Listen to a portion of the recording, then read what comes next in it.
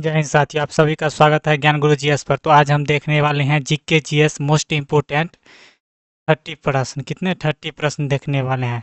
ये 30 प्रश्न नाम के लिए है, लेकिन बहुत सारा क्वेश्चन है इसमें। कम से कम 75 प्रश्न पर प्रश्न होगा, समझ गए। जो आपके आगामी जितने भी जीके जीएस से रिगार्डिंग जितने भी आपका एग्जाम आगामी होने वाला है, क्वेश्चन आपको यहीं से देखने को मिलेगा। ये मोस्ट इम्पोर्टेंट क्वेश्चन है। क्या है? मोस्ट इम्पोर्टेंट क्वेश्चन है। तो चलिए स्टार्ट करते हैं। तो पहला क्वेश्चन है, भारतीय संविधान के किस अनुच्छेद के तहत मौलिक अधिकारों का संरक्षण किया गया है? तो इसका सही आंसर हो जाएगा अनुच्छेद 12 से 35। अनुच्छेद 12 से 35 जो है क्या करता है? मौलिक अधिकारों को क्या करता है? संरक्षण करता है। चलिए मोस्ट इंपोर्टेंट पॉइंट में देख लेते हैं। देखिए, भारतीय संविधान के अनुच्छेद 12 से 35 तक मौलिक अधिकारों का प्रावधान है, जिसमें स्वतंत्रता का अधिकार, समानता का अधिकार और सांस्कृतिक एवं शैक्षणिक अधिकार शामिल है। चलिए अगला क्वेश्चन देख लेते हैं। अगला क्वेश्चन है आपका, देखिए अगला क्वेश्चन 2 नंबर है। देखिए, सार्वजनिक लेखा समिति की स्थापना किस वर्ष की गई थी? तो इसका सही आंसर हो जाएगा आपका ऑप्शन नंबर बी, 1921 ईस्वी में। 1921 ईस्वी में। तो चलिए मोस्ट इंपोर्टेंट पॉइंट देख लेते हैं। सार्वजनिक लेखा समिति की स्थापना 1921 ईस्वी में भारत सरकार अधिनियम 1919 के तहत की गई थी।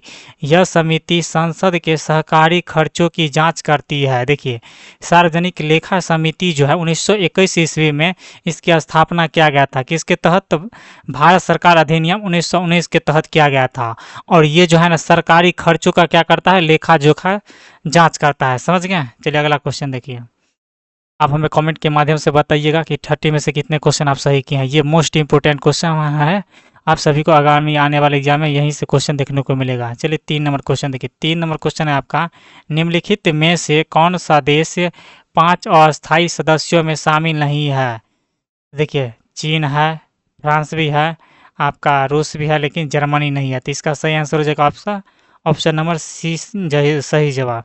चलिए इंपोर्टेंट पॉइंट देख लेते हैं। संयुक्त राष्ट्र सुरक्षा परिषद में 5 अस्थायी सदस्य है, जिसमें अमेरिका, रूस, चीन, फ्रांस, यूनाइटेड किंगडम है, जर्मनी और अस्थायी सदस्य है। समझ गए? अस्थायी सदस्य नहीं है। चलिए अगला क्वेश्चन देखिए, 4 नंबर। 4 नंबर क्वेश्चन है आपका, प्लासी का युद्ध कब लड़ा गया था? तो देखिए, प्लासी का युद्ध जो है 1757 में लड़ा गया था, यानी ऑप्शन नंबर बी सही जवाब। 1757 में लड़ा गया था। देखिए, प्लासी का युद्ध 1757 में लड़ा गया था, जिसमें ब्रिटिश ईस्ट इंडिया कंपनी ने नवाब सिराजुद्दौला को हराया था। सिराजुद्दौला का हार हुआ था और ईस्ट इंडिया कंपनी की जीत हुई थी, जिससे ब्रिटिश शासन की नींव भारत पर पड़ी। समझ गए? चलिए अगला क्वेश्चन देखिए। अगला क्वेश्चन है, वियना संधि। वियना संधि किस वर्ष संपन्न हुई थी? तो वियना संधि जो 1815 ईस्वी में हुई थी। कब? 1815 ईस्वी में संपन्न हुई थी। देखिए, वियना संधि 1815 ईस्वी में नेपोलियन युद्धों के बाद यूरोप की भौगोलिक सीमाओं को पुनः स्थापित करने के लिए संपन्न हुई थी। चलिए अगला क्वेश्चन देखिए। 5 नंबर क्वेश्चन है आपका, देखिए 6 नंबर क्वेश्चन देखिए। 6 नंबर क्वेश्चन आपका, मॉनेटरी पॉलिसी कौन निर्धारित करता है? तो देखिए, कौन करता है? भारतीय रिजर्व बैंक करता है, यानी ऑप्शन नंबर सी सही जवाब। देखिए, भारतीय रिजर्व बैंक यानी आरबीआई भारत की मौद्रिक नीति निर्धारित करता है, जिसमें ब्याज दर और नकदी की उपलब्धता शामिल है। चलिए अगला क्वेश्चन देखिए। अगला क्वेश्चन है आपका 7 नंबर। 7 नंबर क्वेश्चन है, देखिए, निम्नलिखित में से किस गवर्नर जनरल ने डॉक्ट्रिन ऑफ द लैंड्स नीति को लागू किया था? तो इसका सही आंसर हो जाएगा लॉर्ड डलहौजी। कौन? लॉर्ड डलहौजी, यानी ऑप्शन नंबर ए सही जवाब। चलिए देखिए देखिए, लॉर्ड डलहौजी ने डॉक्ट्रिन ऑफ लैंड्स नीति को लागू किया था, जिसके तहत अगर किसी भारतीय रियासत का शासक उत्तराधिकारी नहीं होता था तो वह विरासत ब्रिटिश साम्राज्य में विलय कर दी जाती थी। समझ गए? देखिए, डॉक्ट्रिन ऑफ लैंड्स क्या था? मान के चलिए कोई देशी रियासत है, उसका जो है ना उत्तराधिकारी नहीं है, तो ये क्या हो जाता था? ये तभी ब्रिटिश साम्राज्य में ऑटोमेटिक क्या हो जाता था? विलय कर दी जाती थी। समझ गए? किसके द्वारा? तो लॉर्ड डलहौजी के द्वारा। किसके तहत? तो डॉक्ट्रिन ऑफ द लैंड्स के तहत। चलिए अगला क्वेश्चन देखिए, 8 नंबर। 8 नंबर क्वेश्चन है, बिटकॉइन क्या है? देखिए, बिटकॉइन क्या है? ये क्वेश्चन आरआरबी में पूछा हुआ है। देखिए, सब क्वेश्चन किसी न किसी एग्जाम में पूछा हुआ है। देखिए, बिटकॉइन क्या है? एक प्रकार के डिजिटल मुद्रा है। समझ गए? एक प्रकार का क्या है? डिजिटल मुद्रा है। देखिए, बिटकॉइन एक प्रकार का क्रिप्टो करेंसी है जो डिजिटल और विकेंद्रीकृत मुद्राओं के रूप में जानी जाती है। चलिए अगला क्वेश्चन देखिए। अगला क्वेश्चन है आपका 9 नंबर क्वेश्चन है ग्रीन हाउस प्रभाव ग्रीन हाउस प्रभाव किस कारण होता है? तो देखिए किस कारण होता है।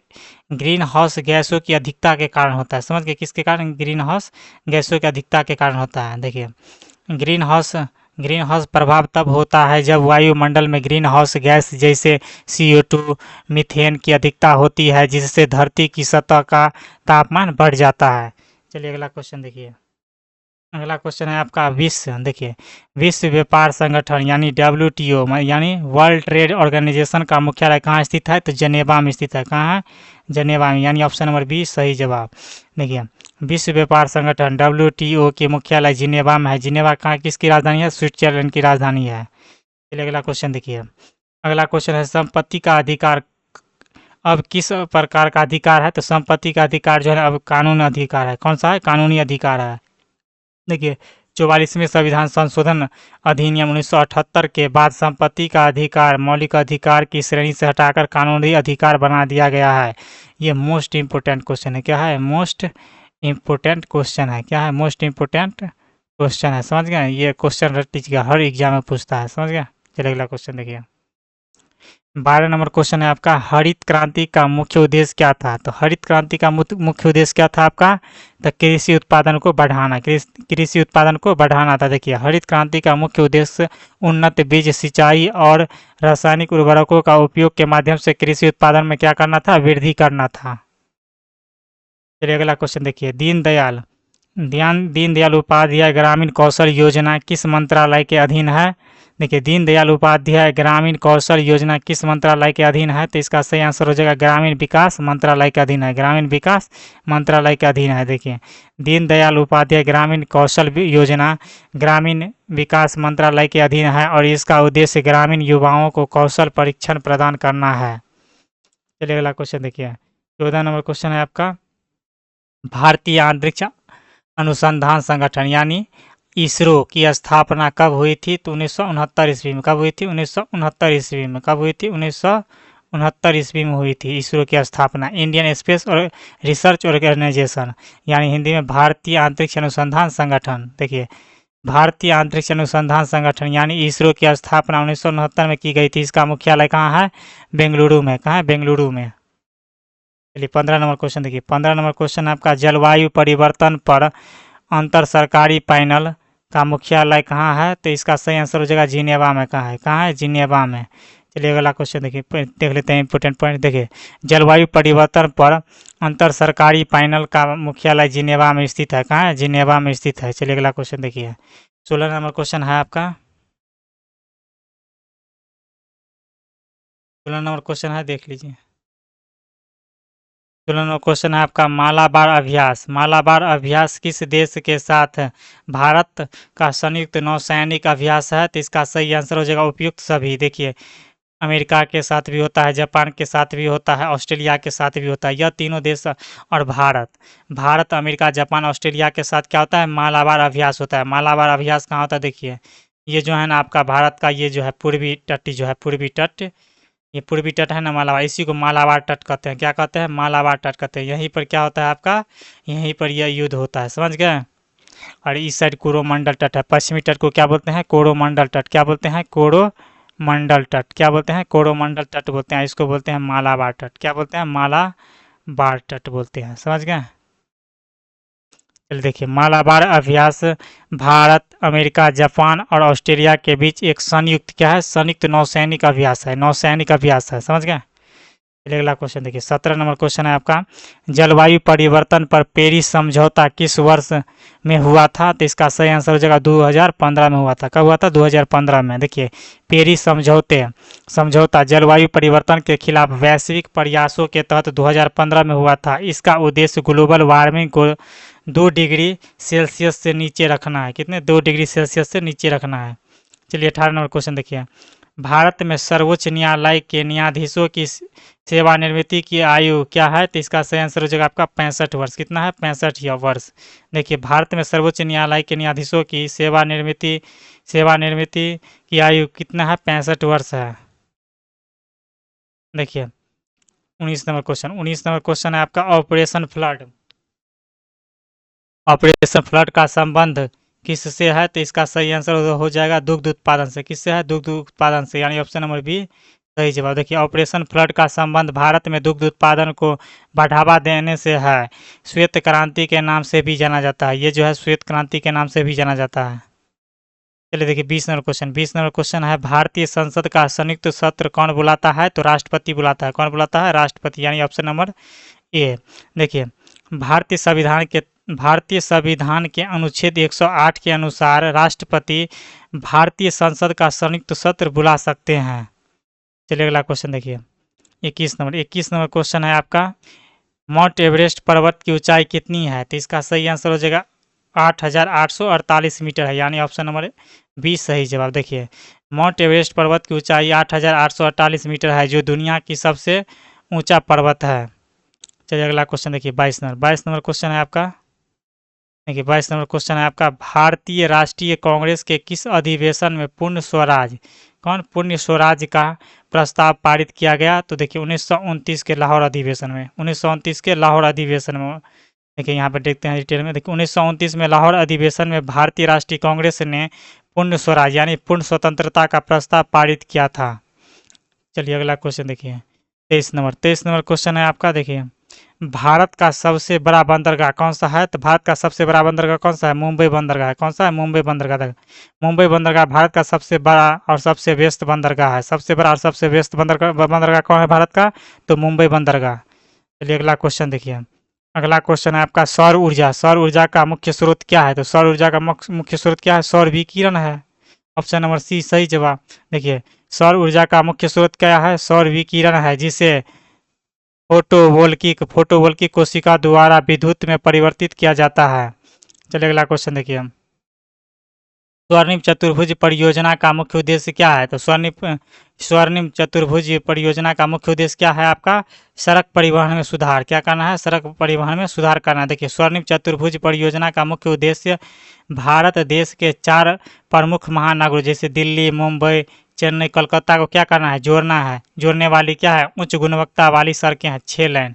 जैसे यहाँ पे हो गया क्या? मुंबई है। देखिए दिल्ली, मुंबई, चेन्नई, यहाँ पे कोलकाता, ये बड़े नगरों को क्या करना है? जोड़ना है एक्सप्रेसवे के माध्यम से, 6 लाइन के माध्यम से। समझ गए?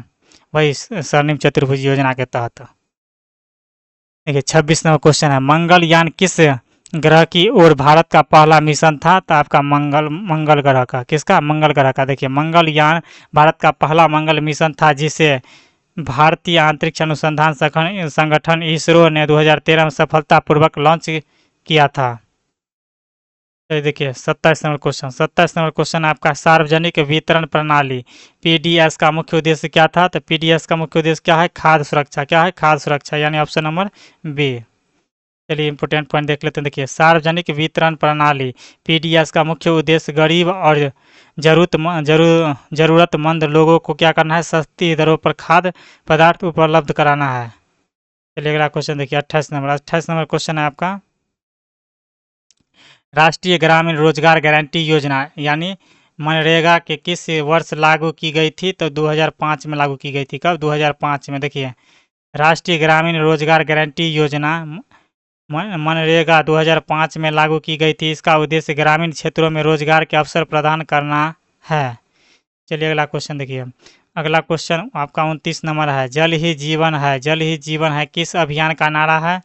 तो इसका है जल जीवन मिशन का है। किसका है? जल जीवन मिशन का है यह नारा है। देखिए, जल ही जीवन है, जल ही जीवन है का नारा जल जीवन मिशन का है, जिसका उद्देश्य हर घर में सुरक्षित और पर्याप्त पेयजल उपलब्ध कराना है।